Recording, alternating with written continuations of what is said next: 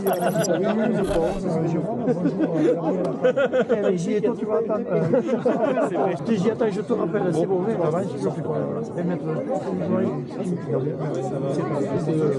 c'est le Premier ministre. Je fais demi-tour. Monsieur le Premier ministre, excusez-moi, je crois que je vous ai mis le stop. Oui, mais bon, c'est pas grave, je comprends que tu étais à fond.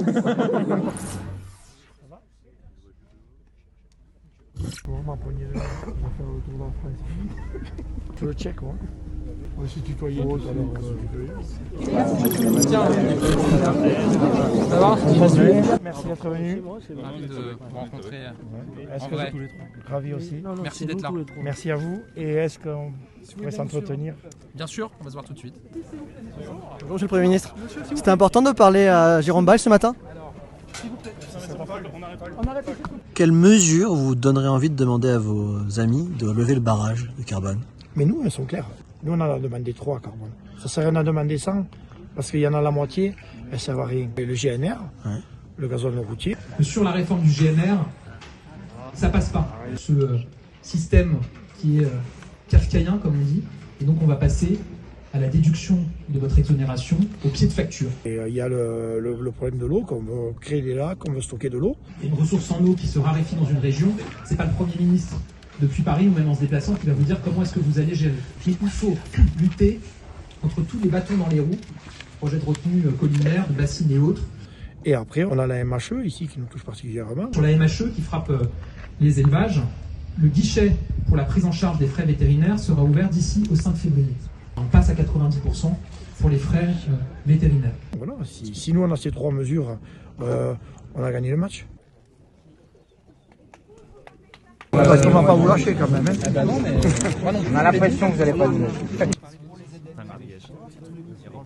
Que se disent Jérôme Bail et le Premier ministre Gabriel Attal?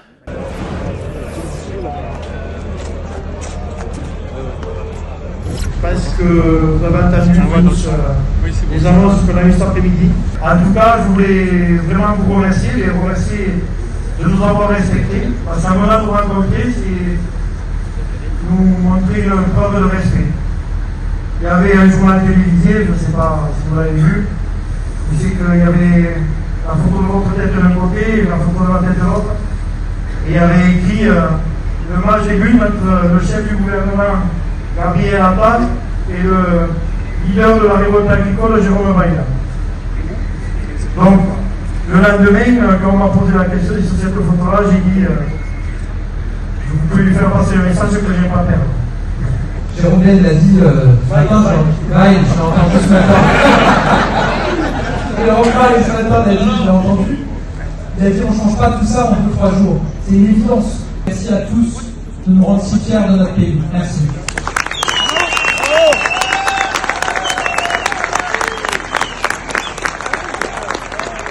Juste un petit truc, en fait, si on s'est battu, c'est pour arrêter tout ça. En haut, toutes les 12 heures, on peut 1000 personnes. C'est ça, c'est vraiment pour ça qu'on s'est battu. Et monsieur le préfet qui est présent ici avec nous, je sais que votre jour s'est quitté, peut-être pas sur les bons termes.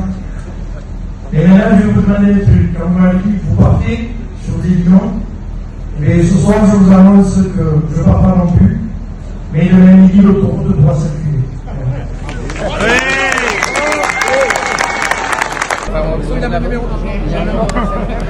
Monsieur le Premier ministre, c'est gagné ce soir pour vous ce déblocage? C'est une victoire politique pour vous? C'est pas un match, c'est une victoire pour le pays, pour nos agriculteurs. Merci. Bravo vieux carnet au chèque. On repart. Qui a oublié le carnet au chèque. Monsieur Bail, c'est une victoire politique pour vous ce soir?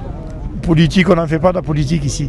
C'est surtout on va dire, une satisfaction parce qu'on est un groupe de potes et qu'on s'est battu, qu'on a dormi à moins 7 degrés. Et vous le regardez partir en vous disant quoi alors ce soir là? Mais que j'aurais plus de caméra dessus, ça me faire du bien.